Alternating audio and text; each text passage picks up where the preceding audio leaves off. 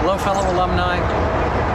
Now we bring to you class of 1960 member Ron Rasmus. Ron was given an honorary doctorate this past commencement for the class of 2020. Albeit virtually with everything going on with the pandemic. Ron gives a wonderful speech that we encourage you to listen to, take to heart. Wonderful supporter of the school, wonderful supporter of the Alumni Association. A lot of lessons can be learned from some of Ron's dialogue, the speech that he gives. So I encourage you to listen, enjoy, and we should all be so fortunate to help others such as Ron. Take it away.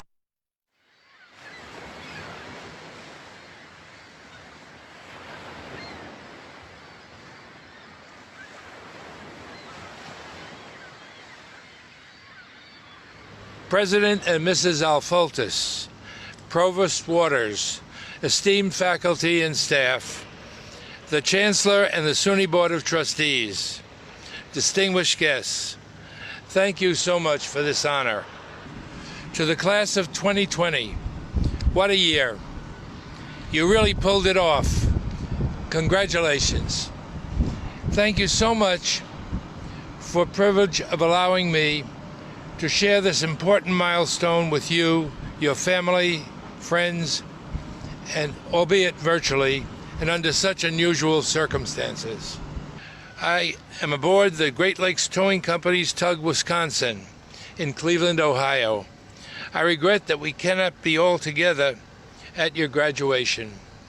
It has been 64 years since I met my high school friend and his buddy at a beachfront restaurant in the Rockaways. At 17, I had been promoted to short order cook at the restaurant, having worked there for 3 previous summers. I did not have college in mind, money issues. I was confident that I could always return to Hope's restaurant or work with my dad as a roofer.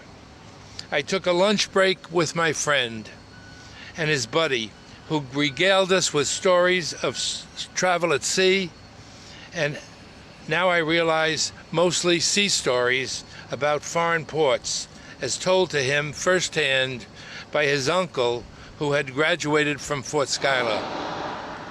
The idea of travel was so exciting to me that I was determined to join them in the adventure, and I did. 2 weeks after the indoctrination period, however, my friend's buddy quit. His reason, no girls. He was one of the first 22 mugs to drop out. It was demoralizing after all. He was our only link to the sea, and his departure left us, 2 landlubbers, marching around, wondering what would happen to us next. I stayed, and I'm glad I did. The Maritime College was to show me the world. Born in the Bronx, attended high school in Queens. My previous travel included Jones Beach, Long Island, Passaic, New Jersey, Livingston Manor, New York, and my grandpa's house in Florida. It's hard to believe, but by graduation, my summer cruises had taken me to 12 foreign countries and 31 foreign cities.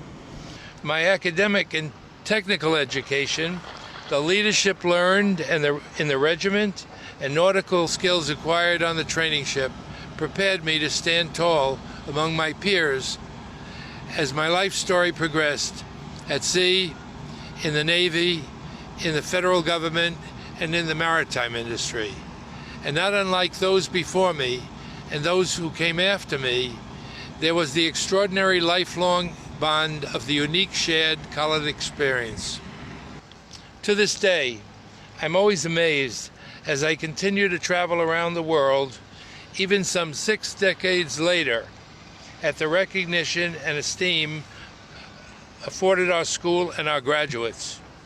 I have always tried to enhance this reputation, as I know you will too, by saying with pride, I graduated from SUNY Maritime College, and then by living up to that reputation. Every success I've had in my career, I attribute to my college experience. Somehow you share that same view whether you have chosen the license program or other impressive related programs now offered by the college.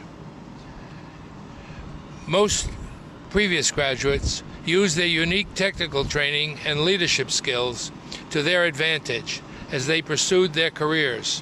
While some initially went to sea, they all did not make it their career. Many found maritime-related career opportunities ashore, and others sought out entirely different careers. Over the years, though, our enviable record of employment for graduates is remarkable proof that our learned skill set is just what employees are looking for. The Maritime College was always a relatively expensive school, especially for middle-class families. Even the reduced cost of state education was especially burdensome to cadets, whose summer cruise precluded them from earning money during the summer. Worse yet was the expense of the cruise itself and the cost of uniforms. I will always be indebted to our Alumni Association for loaning me $300 so that I could pay for uniforms. It was a lot of money then, and I was not able to repay the loan until after my first trip as third mate on a cargo ship called the Steel Rover. No matter how little $300 may sound to you now, I never considered the loan fully repaid because it was so valuable to me at the time and truly throughout my career. I will always remember and be indebted to Philomena Magavero, then an assistant librarian, who while I was in school created a job for me that lasted all 4 years. Hand lettering in indelible ink the books in the library using the Dewey Decimal System. The job paid 50 to 60 cents an hour. I tell you this personal story because these acts of generosity and kindness by the Alumni Association and the college have been the reason for my lifelong support and my motivation to repay them by raising funds for scholarships and other college-enhancing projects that help attract students and improve campus life. My first stint at fundraising was while still in school, obtaining donations for the construction of the college chapel, which was completed in 1959, a year before my graduation, and I have continued my fundraising efforts to date. If no more comes of these remarks than to inspire you to step forward and give one hand to someone else as you reap the lifelong benefits from this college experience, I will consider the telling of my story worthwhile.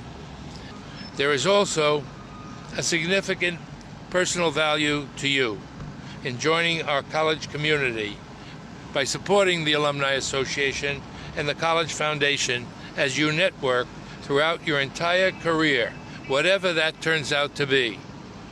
Don't minimize its value.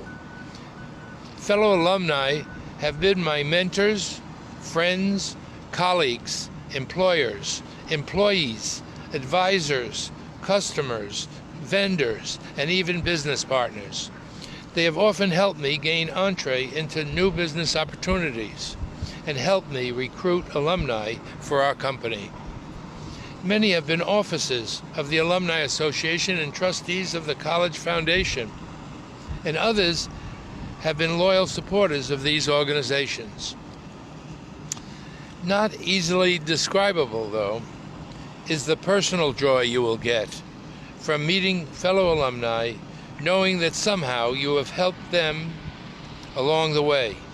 I urge you to become a member of the Alumni Association upon graduation. Make no mistake, our college is considered the gold standard of maritime education.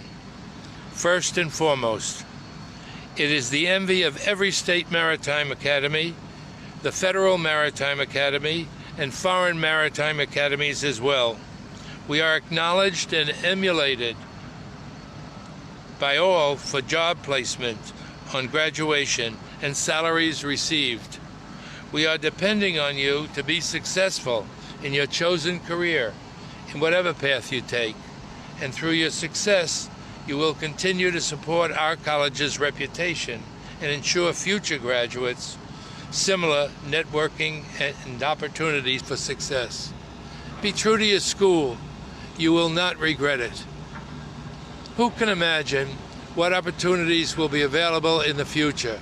You must be open to new ideas, to define and embrace change, to be resilient, and always to do so with compassion for others. Any specific advice I could offer you would be either irrelevant or shortly irrelevant. In my last year of college, engineering students were interested in nuclear-powered commercial ships. The government sponsored a prototype named the nuclear ship Savannah, which entered commercial service in 1962. However, it was not well received in foreign ports and proved to be cost prohibitive. By 1971, it was permanently mothballed as not being commercially viable. You could not have predicted in 1960 that today some maritime college engineers would now be employed decommissioning even shore-based nuclear energy reactors, and that their learned skill set remained relevant and was recognized by the industry. Decadets like me in the 50s were looking at jobs on breakbulk cargo ships after graduation. These were the type of ships we were trained to sail on while we were in school. By 1959, a former trucker and founder of Sealand introduced the first purpose-built container ship, which carried a total of 58 20-foot containers. Today, the largest container ship can carry 24,000 20-foot containers. Now 90% of the breakbulk cargo worldwide is carried on container ships. No one in the class of 1960 could predicted any of this, but their education and skill set learned here enabled them to embrace change and transition to new technology. A 1960 classmate of mine did transition and became the president of a major U.S. flag container ship company. No doubt you recognize that you will be challenged by further advances in technology, even challenged by new issues, economic, environmental, and social. I believe that your college education will enable you to face these challenges and prevail. If you could make it here, and you did, you'll make it anywhere. I'm terribly sorry, though, that through no fault of your own, you have been delayed and denied a traditional graduation ceremony with more family and friends. You earned it. Regrettably, some of you may also find difficulty in the initial job search. Do not be dissuaded from pursuing your goals. I know you've learned the art of resilience and perseverance during your college experience. It was a course taught here. You took it, whether you knew it or not. Your ability to achieve your goal is now evidenced by your graduation. I urge you to use these skills as you now pursue your career. My hope for you is that you find a career that you really like. Do a great job. Become an expert and a true professional. Be open to change and think big. It is the sure road to success. There may be another way to achieve your goals, but it's just a long shot. You can always try buying a lotto ticket. My college yearbook shows the careers that my classmates thought they were going to pursue after graduation. Some didn't have a clue. Still, they ended up employed and very successful. I indicated a career in public relations. I have no idea why. I guess at the time I didn't have a clue either. After graduation, I did use some PR skills in a diverse maritime career, finding happiness and success in the tug business for the past 37 years, with a lot of support from colleagues and a wonderful wife and family. Again, allow me to express my deep gratitude for the great honor you have bestowed on me. It is a privilege now to find myself in the company of other distinguished alumni on whom our college and the State University of New York have previously conferred honorary doctorate degrees. The late Captain Joe Gerson, class of 47, Captain Brian McAllister, class of 56, Captain Robert Johnston, class of 1969, and Captain Jim DeSimone, class of 73. I personally knew each of them, fellow alumni, all graduating in different years, all lifelong active members of the Alumni Association and College Foundation, all directly involved in my career in one way or another, and all proud to say I graduated from SUNY Maritime. I want to acknowledge Joe Stark, class of 90, who succeeded me as president of the Great Lakes Towing Company and the company's board of directors, and Sheldon Gurin, my mentor, our chairman, who provided me with this remarkable venue and so much support over the years. A special thanks to today's stage director, Greg Thalveb, the company's vice president of operations, sales, and marketing. I also want to thank the company's officers and staff, including fellow alumni Graham Gajewski, 2015, Director of Fleet Engineering, and Nick Wallander, 2016, the company's Health, Safety, Security, and Environmental Coordinator. And also J.P. Stark, Joe's son, soon to be the class of 2025, our volunteer audience for this masked, social, distant, virtual event. All of them have asked me to send you their best wishes on graduation and to welcome you to this incredible special club. Class of 2020, make us proud.